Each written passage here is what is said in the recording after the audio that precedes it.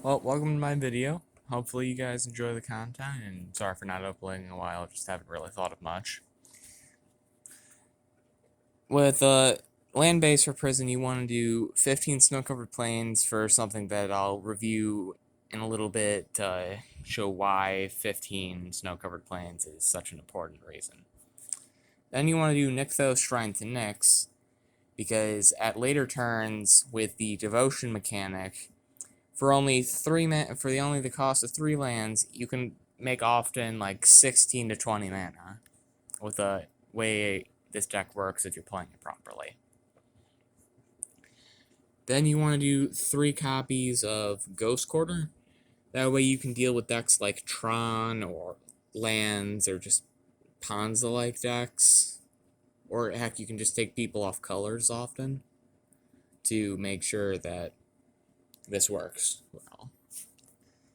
Then you want to do Hall of Heliod's Generosity, because this is an enchantment-heavy deck, and it works well with just making sure you don't die to decks like Mill or just getting your pieces back.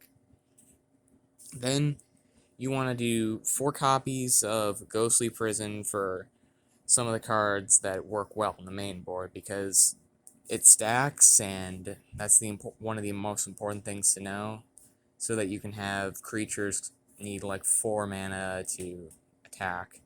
And this isn't just like a gateway attack, this is something that needs to be paid for each creature. Then Heliod, like Hall of Heliod's Generosity, is extremely well used in this deck because he's a heavy hitter and he has the devotion mechanic, so if it's early turns, he can slip out of things like Innocent Blood to take him out. And he also gives your other creatures vigilance, which is really useful. And he makes tokens, which is a outlet for Nykthos. In the main board, you want to run 1 Sigil of the Empty Throne to make it so that you can get a bunch of angels for just casting your cheap enchantments. Then you want to run 1 Entreat the Angels, because this is a good finisher. You can often get like 16 angels if you have enough permanents at the end, and this will often lead to a concede or someone half-heartedly attempting to get rid of it. Or they'll just board wipe you. No big deal, because you got a bunch of other win conditions. Ixalan's Binding, because it's an Oblivion Ring effect, and it's even better than Oblivion Ring because it makes it so that they can't recast it, because if you exile a Skyclave Apparition, they won't be able to Skyclave Apparition your Ixalan's Binding and get it back. Then you want to do Ruined Halo, because it makes sure that you can protect yourself from hand disruption, just damage spells, or heavy hitting creatures. But it just makes sure you don't use this on creatures that have like 1 toughness or power that aren't gonna like prick you once unless it's very dire. Then On Thin Ice is the reason why you need Snowlands, because this makes it so that it's a 1 mana Oblivion Ring effect, which is extremely useful early in the game to take out creatures like Tarmogoyf or Snapcaster Mage, or just things that hurt you in general.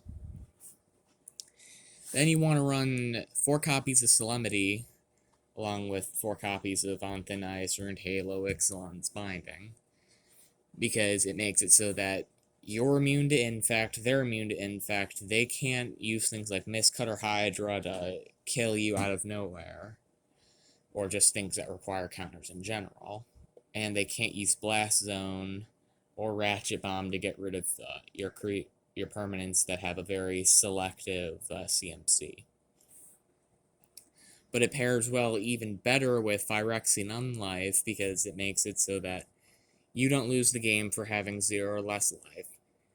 With the Infect, since you can only survive with 10 Infect, it makes it so that you essentially have 30 life instead of 20.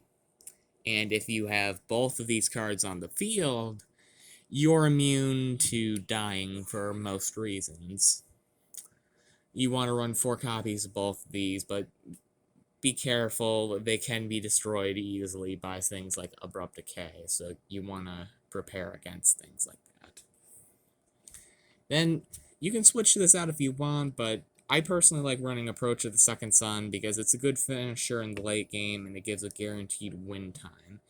Because what you see often with this is that you're just going to keep playing oppressive things until you, out of nowhere, get your Interrupt the Angels or something. And plus, this gains you 7 life, which, if you don't have Phyrexian Unlife Solemnity combo on the field, can be the matter between life and death.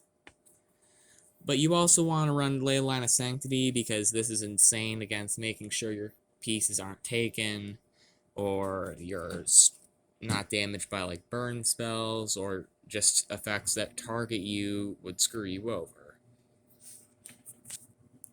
And for the sideboard, this is what I like to run. 1 copy of Nevermore, which is just great against most decks because there's often a card that will help them kill you super easy in their deck if they're running like Grape Shot, or if they're doing Storm and they want to take away your pieces that keep you alive. 1 copy of Dampening Sphere, because even though this does hurt you by taking away your Nykthos Shrine to Nyx, essentially, it does a lot more help than hurt, because it takes away enemies' Tron lands, and it makes it so that Storm decks have an insanely hard time attempting to kill you.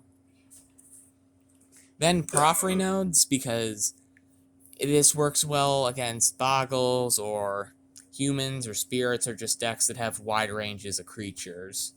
It does leave if there's no creatures in play, but your creatures are often big enough to where the enemy's creatures are going to be targeted first. But the important thing to know about Porphyry Nodes is that it does not target. You can eliminate creatures with Hexproof or Shroud with this. Then, what you want to run for prevention of artifacts and stuff like Stoneblade is Stony Silence, because it's cheap and it works well against stuff like Batterskull and the swords. Then for cheap removal, you want to run Path to Exile, because it makes it so that it's cheap removal at instant speed, because most of the stuff in this deck is going to make your opponents think you're only playing at sorcery speed, but this is a nice way to surprise them. The land is kind of a downside, but not exactly the biggest thing you need to worry about. Then you want to run 3 Entreat the Angels in your sideboard, because even though this is really good in the main board, it can be countered or just removed from your deck relatively easily. So you just want to run these for in case you need assurance that you're going to pull an Entreat the Angels. Then 2 Sigils of the Empty Throne, because if you need more angels faster, these do stack, so you can get 2 angels for a cheap enchantment like On Thin Ice. Rule of Law, because this doesn't hurt you, and this really doesn't hurt you at all, because you're fine with just playing 1 spell a turn, because that's really all you need to be oppressive. But this really hurts decks like Elves or Storm that require to cast things extremely fast. And the real card that hurts Elves a bunch and kind of hurts Stoneblade and other decks like that is Linvala, Keeper of Silence, because it makes it so that activated abilities of your opponent's creatures can't be activated, and this helps kill lower power and toughness flying creatures. Hopefully you guys liked the video, and otherwise besides that, remember to like and subscribe, and have a good day.